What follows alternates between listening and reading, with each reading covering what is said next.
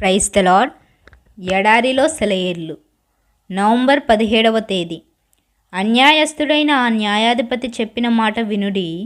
దేవుడు తాను ఏర్పరచుకున్న వారు దివారాత్రులు తన్ను గూర్చి మొరపెట్టుకొనుచుండగా వారికి న్యాయము తీర్చడా.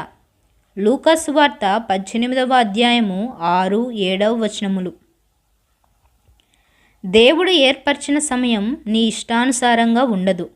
కాబట్టి చెకుముకి రాయిని మొదటిసారి కొట్టినప్పుడు నిప్పురవ్వలు రాకపోతే మళ్ళీ కొట్టాలి. దేవుడు ప్రార్థనలను వింటాడు. అయితే మనం ఊహించుకున్న సమయంలో ఆయన నుండి జవాబు రాకపోవచ్చు. వెదికే మన హృదయాలకు ఆయన తన్ను తాను కనపరుచుకుంటాడు. అయితే మనం ఎదురు చూసిన సమయంలో అనుకున్న ప్రదేశంలో కాకపోవచ్చు. అందుకే పట్టువదలక ప్రార్థనలో గోజాడాలి.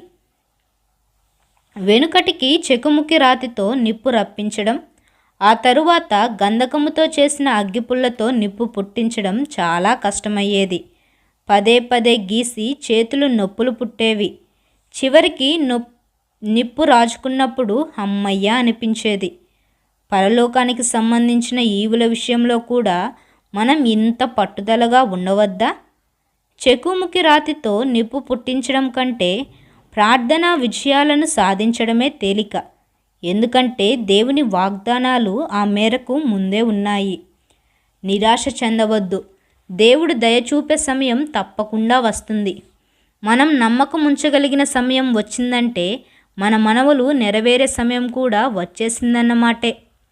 విశ్వాసంతో అడగండి, తొట్రుపడవద్దు. నీ రాజు జవాబివ్వడం ఆలస్యం చేస్తున్నాడని విన్నవించుకోవడం చాలించవద్దు. చెకుముకి రాతిని మళ్ళీ మళ్ళీ గీస్తూ ఉండండి. నిప్పురవ్వలు రేగినప్పుడు బొగ్గుల్ని సిద్ధంగా ఉంచుకోండి. మంట రావడానికి ఇక ఆలస్యం లేదు. దేవుని రాజ్య చరిత్రలో సరియైన ప్రార్థనను సరియైన సమయంలో చేసినట్టయితే దానికి ఎప్పటికీ జవాబు రాకపోవడం అన్నది కేవలం అసంభవం అని నా నమ్మకం. Praise the lord.